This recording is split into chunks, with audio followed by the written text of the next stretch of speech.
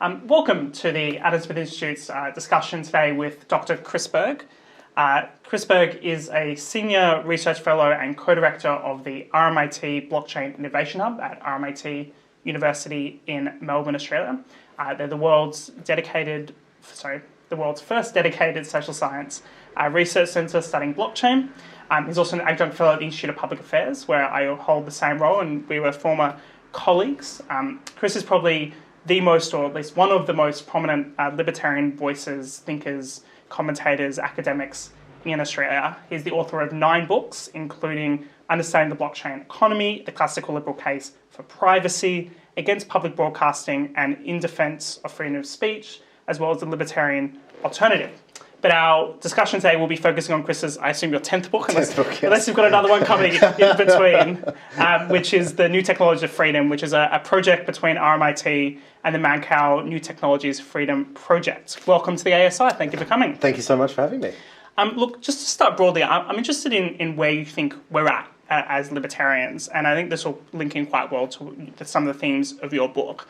Around 2014, the New York Times said that we're now in this kind of libertarian moment spearheaded by likes of Ron Paul or Ted Cruz and the prominence of all these think tanks, all these thinkers.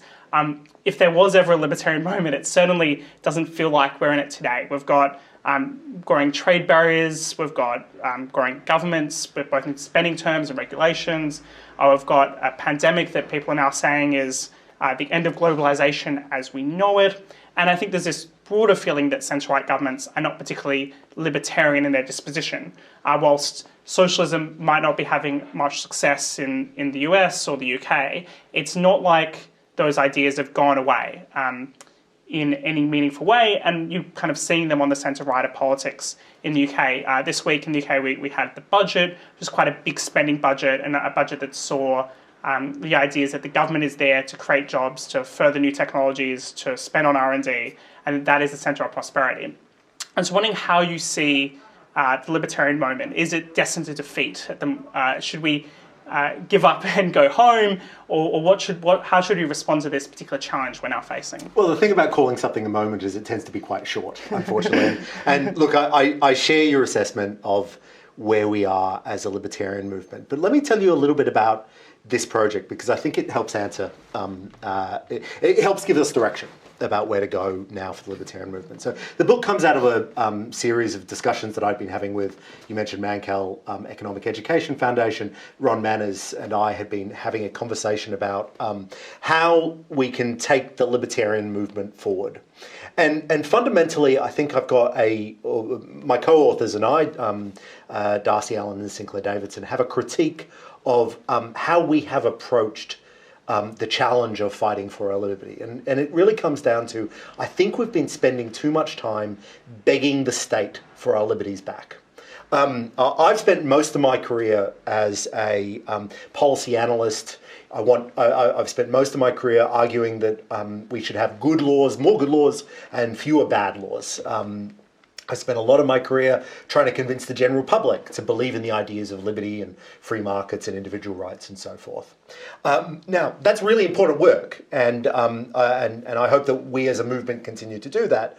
But I think there's also another way. I think there's a third model. Rather than just lobbying for change, rather than just trying to convince voters to make that change, I think we can do something else. I think we can actually build our own liberty. So this project is called the New Technologies of Freedom because it's describing a set of technologies, blockchain, artificial intelligence and machine learning, 5G, all those frontier technologies that you hear talked about by industry and in conferences and so forth. I think they allow us to actually take some of our liberties back. I think if we look at the state of liberty today, we can deploy these technologies. We can have entrepreneurs actually start to withdraw us from oppressive state controls. We can take back our privacy against the government. We can take back our privacy against large corporations that may not be protecting our privacy as much as they should be. We actually now have the capacity as entrepreneurs and innovators to do something really significant for liberty. We can build liberty, we don't only have to beg for it. But isn't the inherent danger there potentially that whilst all these fantastic entrepreneurs are building this new world, building this liberty, at the same time we're experiencing quite a tech backlash. We've got concerns that AI is going to take all our jobs. We've got concerns about online speech and terrorism, pedophilia, and all these, I think we would agree, genuine issues that come out in the dark parts of the internet. Is there not an inherent risk that if we put aside too much of the legislative process, we'll see a lot of limitations on this kind of positive, optimistic future that you want to see entrepreneurs be able to build? Yeah, of course. I mean, all of these things have challenges. So I think there's two parts to that from the liberty movement's perspective. I think we need to engage more deeply in those policy debates. So policy remains and will always be important. And I don't think we as a movement have spent enough time and energy focusing on those frontier debates. And so when things like the encryption debate occur or data retention debates occur, both in the the UK and Australia, I don't think the liberty movement has been as responsive as it could be. So I'm urging us as free market intellectuals and free market activists to think more deeply about these frontier technologies. But I'm also urging us to be more creative in the way we engage with them. So rather than just saying we need a law to protect our privacy from the government, I think we should be urging each other to adopt privacy-preserving technologies ourselves. I think that we should spend as much time in our great Liberty conferences teaching people how to use powerful privacy-preserving apps or free speech preserving applications or cryptocurrencies, for example, which allow us to make exchanges outside the purview of the government. I think we should be encouraging ourselves to do that more than we are now. And this book and this project in general is really designed to push in that direction. So just before we go on and discuss some of the positivity, I'm just going to put a few of the... You can stick with the negative if you want. No. I think we need some myths to debunk here. Yeah, okay. So when it comes to AI taking our jobs, should we be worried? Is there going to be, artificial intelligence? Is there going to be the singularity? Are we going to have no jobs left in 5-10 years' time? I find when I go to schools, this is probably the number one issue that kids bring up to me if you try to put a positive, optimistic message. They're genuinely concerned by what they've heard in the media, by what they're being told by their teachers, that the world of work will be something that they can't really get into, or that they're going to end up with a low-quality, low-paid job. Yeah, it's really sad that kids are being taught that because... this has always been a perennial concern about machines. In fact, if you look at the history of classical economic thought actually grew up in the shadow of the Industrial Revolution and was structured around those questions. Are machines going to be taking the jobs from manual labourers, for instance? It's no more valid now than it was then. We haven't got any evidence to suggest that we're losing jobs to technological change. Arguably, if you look globally, even though, of course, we have these really challenging economic trends at the moment, globally, unemployment is quite firmly down, and we've had some of the biggest bursts of technological change seen before in human history over the last decade. So empirically, I don't think it holds up. But it's also, to take that pessimistic view is to sort of throw it away. We absolutely need to be training children, and we need to be retraining people who are pushed out of the workforce for whatever reason in in how to engage new technologies and all those sorts of questions. But we've always needed to do that. I don't see why this would be different. In fact, I'm quite excited about the possibilities of new technology for things like retraining. And I think in the environment that we're in right now, where the coronavirus presents such a complex social and economic challenge, thank goodness we can work from home, or more of the population can work from home than ever before. That is solely a product of technological change, and to the extent that we will wear these concerning headwinds, it will be because of those technologies. So a lot of your career is focused on the issue of free speech. Obviously, that was one of your earlier books, and you contributed a lot to the debate about Section 18C of the Racial Discrimination Act in Australia and the history of free speech. I'm wondering how you see that linked into your interest in new technologies and the way in which technologies do enable us to explore ideas. So this is something I'm actually really passionate about. For the audience's benefit, Section 18C is our Racial Hatred Act, or it was passed as the Racial Hatred Act in 1994. and it prohibits you from offending, insulting, humiliating, and intimidating people on the basis of their race or ethnic origin or so forth. Hugely controversial law in Australia, as you well know. 1994. Think about the internet in 1994. So we'd only just gotten the first web page. We'd only just gotten the first web browser in Netscape Navigator. The difference between that environment that law had been passed and today is extraordinary. Just the technologies that we have available to us. In fact, just think about the technologies that we all have on our mobile phone at all times, the ubiquity of general, complete, uniform internet access. We can engage with anyone around the world at any time, at any hour, to say really anything. And there are lots of really concerning anti-freedom of speech laws, but we have to recognise how far we've gone in that space. Materially, we have a lot more freedom to express ourselves to our fellow citizens. Okay, so that's the first instance. The second part is to return to the topic of the book, is the next generation of technologies that are going to prevent even the limited barriers that we have to speaking to each other. So, of course, we still have lots of laws, and of course, in Australia, we still have Section 18C of the Racial Discrimination Act, and the UK has many similar provisions as well, and people can be sued and even go to come up against criminal charges, and that's a huge concern.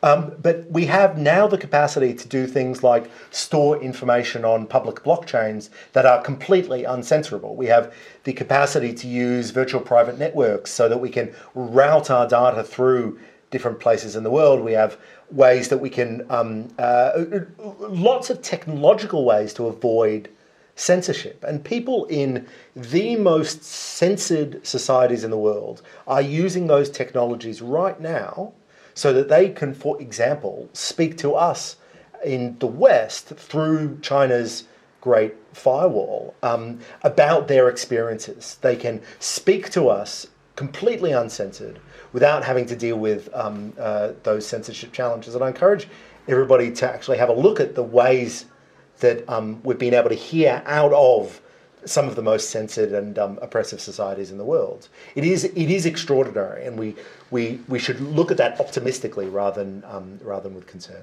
And potentially, particularly against authoritarian governments or existing power structures, even in Western countries, have expressed a lot of concerns about these new technologies.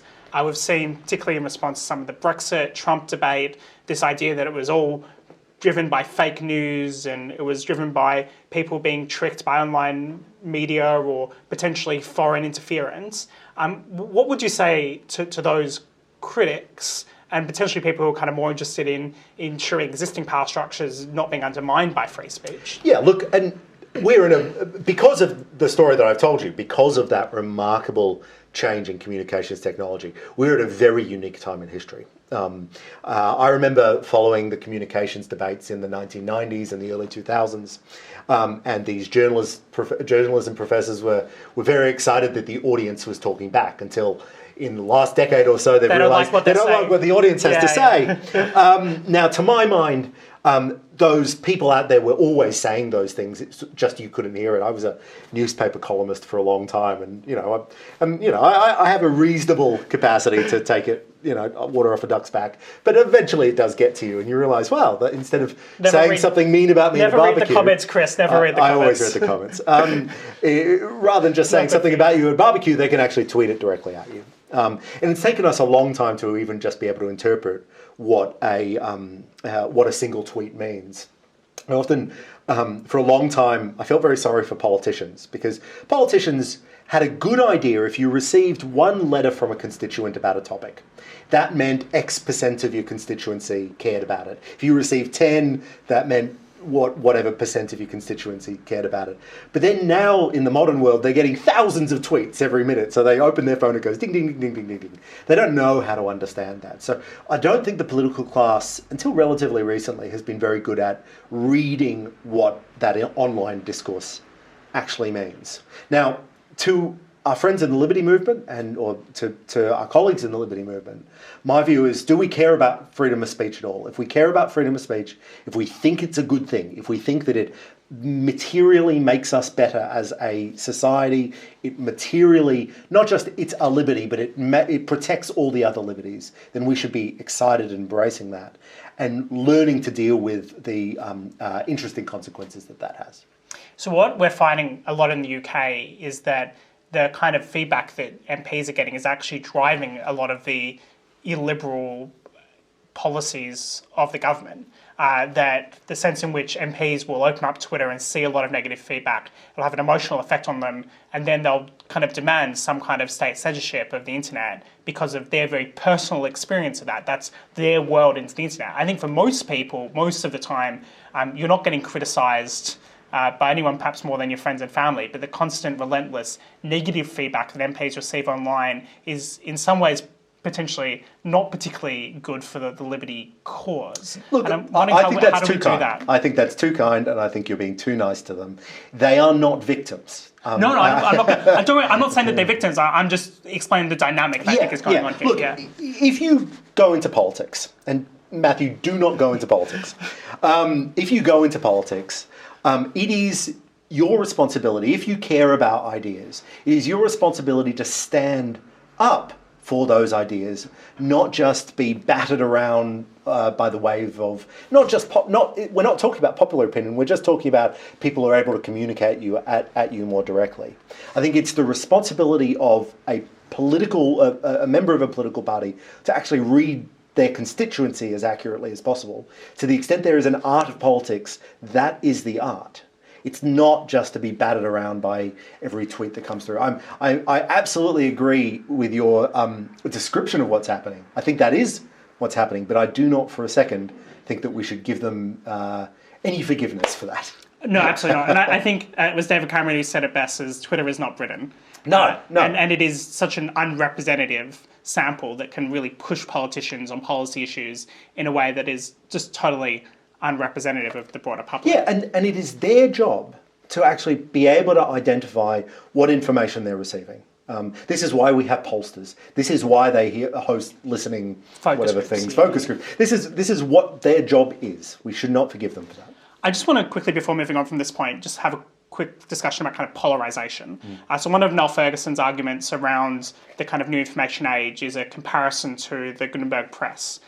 He makes a kind of historical argument that access to broad amounts of information seems kind of cool at first, but in the longer run, what we saw after the Gutenberg press was Martin Luther King's 90 Theses, hundreds of years of religious conflict. The really access to information can kind of encourage people and enrage people and get them into kind of particular camps that end up conflicting. To what extent do you see that as a challenge that we're seeing in a kind of relatively populist age, that the internet is driving a lot of the extremities? People are consuming information that fits their pre-existing biases, be it if you're going to Breitbart or Green Left Weekly, and really your news and information sources are now very much constricted. Not because you don't have access to an infinite amount of information, but it's because you are choosing to really only view information that really reinforces your pre-existing biases. Yeah, look, I think there's a lot to that, and you can trace the history of democratic forms through changes in communications technologies.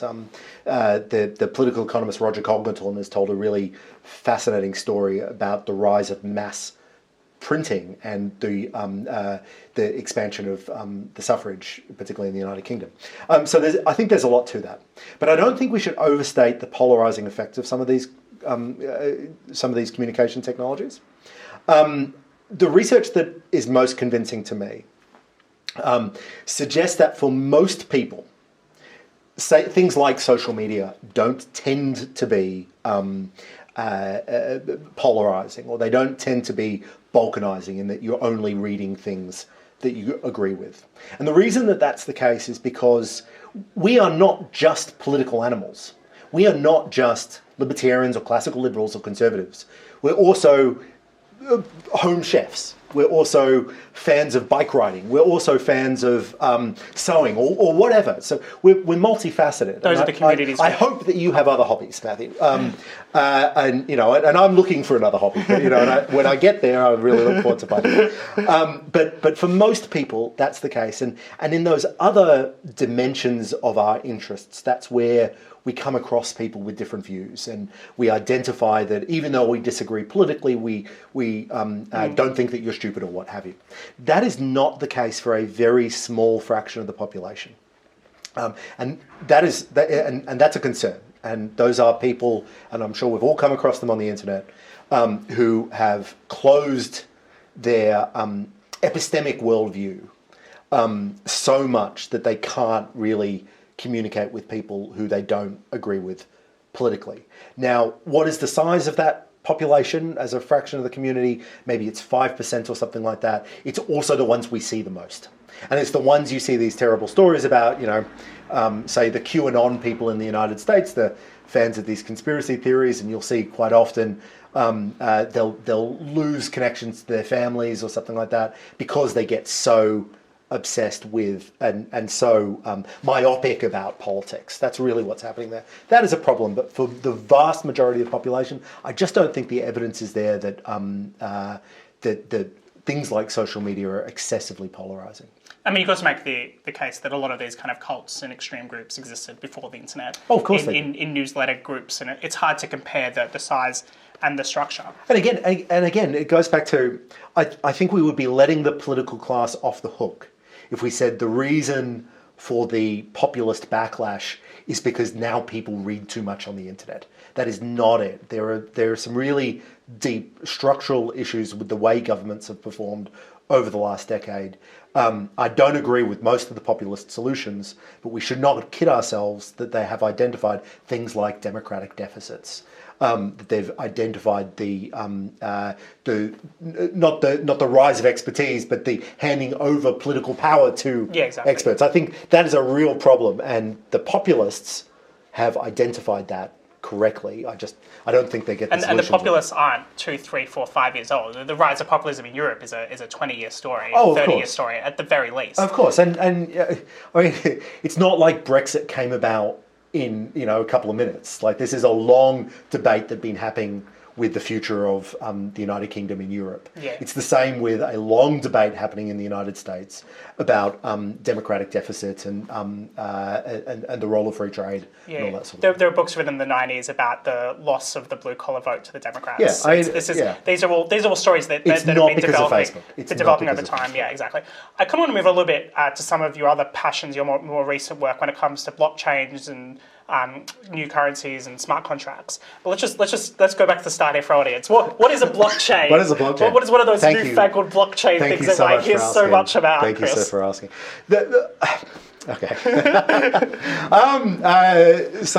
I always have to pitch this to a different audience, which is why it's fun. But a blockchain is a database. Okay. It's like Excel. Okay. It's not super interesting by itself. But the remarkable thing about this particular database is the way that it's been designed so that we can come to consensus over what the database says, so we can agree as a community about what the database says without the need for a central authority to tell us what it is. Now, Matthew, you're young. Have you ever, you don't have to answer this question, if you've ever downloaded a torrent file from the internet, if you've ever pirated something from the internet, I'm certain that you haven't, but for any of our audience, if somebody had done that, theoretically speaking. And we've got this peer-to-peer shared file, okay? Shared between it, there's no central authority. Now, what if we wanted to change that file? What if we wanted to change that file without the central authority? Well, blockchain is just a mechanism of changing a ledger or a database. And the first, interesting technological achievement. In fact, kind of weird and cool. Turns out it has huge implications. The first application, as you well know, and as our viewers well know, was cryptocurrencies, so money. Turns out that you can represent currencies or monies on this shared ledger, thereby having a completely non-state, completely decentralized, and completely distributed money system. How remarkable. Just what an incredible achievement that you don't need a central bank, you don't need a specific bank, you don't need a central authority to manage a money system. Now, in the decades since Bitcoin was released, we've been discovering that we can do all sorts of other strange things. We can write completely decentralized, distributed, automatically enforcing contracts. We can even set up distributed organizations that are uncensorable. We can share information that, again, is uncensorable, that has no central authority, that gets to tell us what we can and cannot do. Part of this book is working out the implications of that for liberty, because they are quite remarkable. I mean, at the first instance, the importance of central banks to political power is overwhelming. Now we've got a second money system, and a third and a thousandth money system already available to us right now. What an extraordinary achievement. The implications of that for free speech. What if I can share information with you on a blockchain that is completely uncensorable? The implications of that for protecting our identity and protecting privacy, for setting up legal systems that are uncensorable by corrupt agents on top of existing corrupt legal systems. How significant could that be for the developing world, where legal corruption is such a huge problem for economic growth? So just working out the implications of that, I think it's extraordinary, and it's what excites me about the sort of work that we're doing now. When I moved from the Institute of Public Affairs to academia, a lot of people were sort of asking, well, you know, you're getting off the bench, you don't really want to play in the politics or public policy game anymore. What I discovered is that we can actually do even more exciting work by helping industry adopt these censorship-free, liberty-protecting technologies. Okay, so let's just go through those. So where do you see cryptocurrency at today? There's obviously been kind of almost 5-10 year process of the rise of and fall and rise again of something like Bitcoin, but also now there's hundreds of other currencies. Facebook, although it might not be necessarily going ahead, it's Libra currency. Where do you see that specifically developing? Do you see it governments trying to effectively come in and get their claws all over it and try to regulate and control it, and therefore undermining some of those liberty benefits potentially? Do you see it not really rising substantially beyond kind of a more technical community? Where do you see it going now? Yeah, so they're going to try, and that's the experience with the Facebook-led consortium Libra. But just step back for a moment and think about what we now have. Simultaneously to this, a lot of central banks, like the Bank of England, are proposing the idea of central bank digital currencies. So where previously we had central bank currencies, now we have central bank digital currencies fighting against corporate currencies like Libra, fighting against cryptocurrencies like Bitcoin and Ethereum and the thousands of others of those in this economic contest for our loyalty, basically. Suddenly we've got massive monetary competition. Hayek wrote about monetary denationalization in the 1970s, and when he published that, everybody read it and thought, oh, what an interesting idea. Oh, what a fascinating thought process. And it was cool, and and as a young free marketeer, I was really excited by that and really into free banking. We have that now. That has happened already. We now have massive money competition. Now, which monies end up dominating is a really interesting question.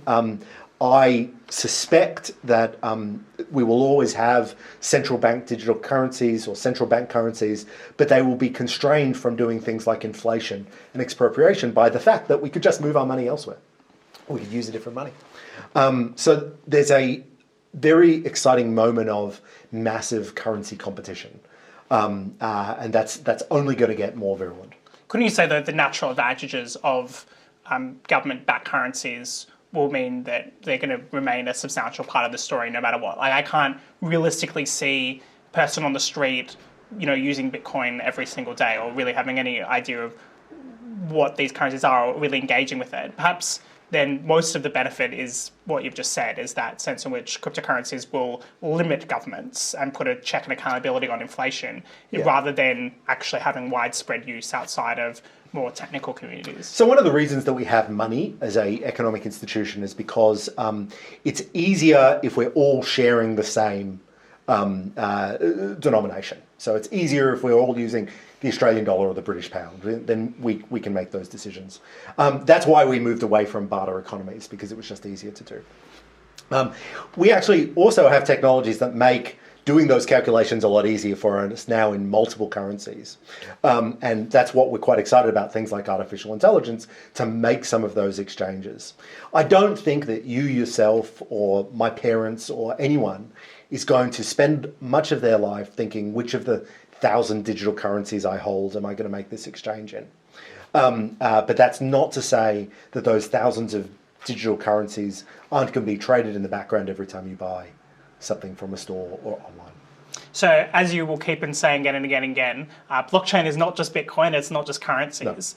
No. I was wondering if you can unpack a little bit further some of the potential when it comes to in new forms of institutional management, smart contracts, what that means practically speaking, and what that could mean for liberty as well. Yeah. How we can potentially really take a lot of what has been government's role, enforcement of contracts, and put that into denationalize it just in the same way as currency. So a smart contract comes from the idea discovered fairly early on that you can write little code into a Bitcoin exchange.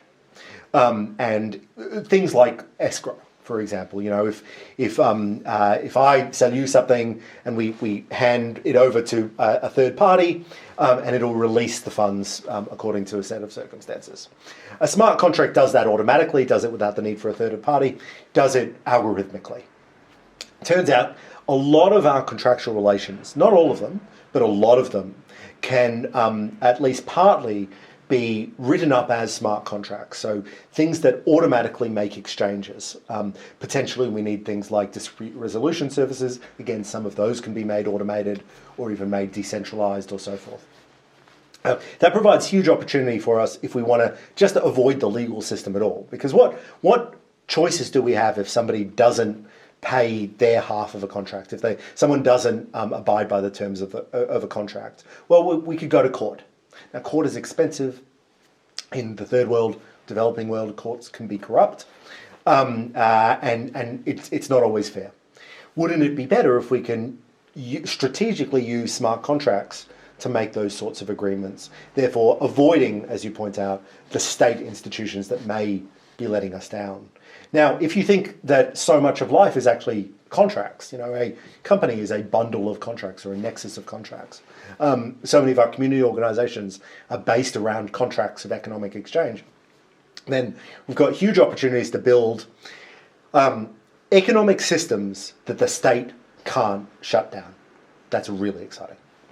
So just one final thing on my mind is this issue of privacy that you've worked on quite extensively. You've literally written the kind of classical liberal take on privacy. To what extent should we be worried about some of these emerging technologies? We've had this big debate, particularly in the last year or so in the UK, about facial recognition when it comes to police.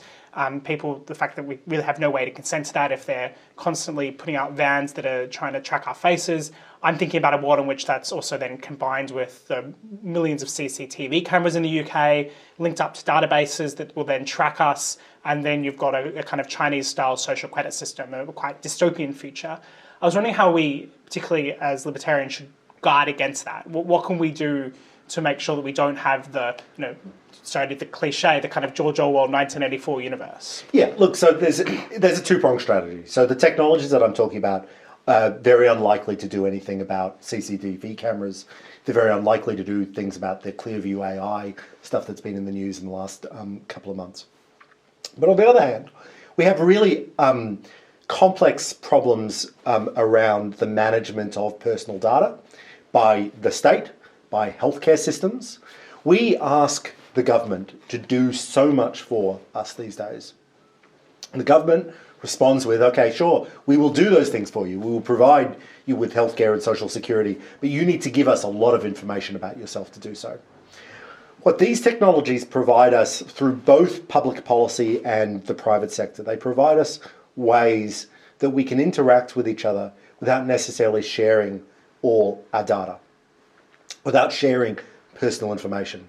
Some of these technologies are really frontier technologies, and in the privacy book and in this book as well, I discuss things like zero-knowledge proofs, which are mainly used in cryptocurrencies at the moment, but have really exciting applications for proving your identity, proving even healthcare records and that sort of thing. There are differential privacy systems. But even just on your phone right now, you have the capacity to use fully end-to-end encrypted technology. For some reason, Matthew, you don't use that when we talk. And despite you telling me that I have to. Yeah. But I hope out of this conversation, you can just download one of these many apps that have end-to-end. Let's go practical here. What do you use? What would you recommend? So I use. I would recommend for beginners Signal. For beginners? Well, mere mortals like me. Yeah, mere mortals like you. So one of the things that you've got to think about is what is it that you're worried about? Yeah. Some people are worried about the person that they're communicating with taking a screenshot and sending it to the news. Now, in SW1P, that's probably the number one concern. Well, yeah. So if you're in politics, right, then you should use a service called Confide, which prevents people from being able to take good screenshots. If you just care about general privacy, you don't want an accidental data leak out of Facebook servers or something like that, then you should care about something reasonably basic like Signal, and that's what I recommend for most people. Another really important thing is everybody uses Slack these days, all right? I used to be a really big fan of Slack. There will come a moment in global capitalism where the Slack servers leak every little chat that every person in every business has had about their colleagues, and it will shut it down. That is the end of the economy. So you should move away. It's like the intelligence agencies. Just anything. Yeah. I mean, there are lots of companies that use Slack. There are lots of people on Slack who send private messages about their colleagues. We do not want that stuff to get out. So you should use much safer, protected end-to-end encryption services like Keybase. There's a lot of things that we can do at a very practical level just to make our lives safer. Again, it comes down to your threat model. If you are worried that the NSA is going to target your emails or your messages, then probably there's nothing that you and I can do within our technological capability. If the NSA wants to get our stuff, then they're going to get our stuff. But if we care about protecting secrets, just protecting private stuff from colleagues, from strangers we don't know, from friends who we may not want to share, even from our families, just basic information hygiene, then there's some really simple things to do. And Matthew, you need to get on one of these services. Okay. It is starting to really bug me. Step one, information hygiene, or the anti-Zuckerberg process. Precisely. So that's step one. So then what's step two and what's step three? What else? So we've had enough of nagging government for our freedoms. What would you say that I need to do, that you need to do, we all need to do to enable this kind of free-loving emerging technologies future, well, at a really individual level? Yeah, so if step one is adopt and experiment with these technologies just for yourself as a consumer. Step two is we need to open the liberty movement to the people who are building these things as well. And it really strikes me that in, it's not cool to say Silicon Valley anymore, but the Bay Area, that's what you say these days. In the tech community, there are a lot of people separate from the liberty movement, building these liberty-defending things, motivated by the same things that we're motivated by, concerned about government overreach, concerned about the protection of their individual rights and liberties. We need to work with them. We need to bring them into the movement. If you want to go further, we should be building these companies ourselves. The liberty movement should be focusing on as much and as important as policy debate and policy engagement is. We should be building that liberty to ourselves.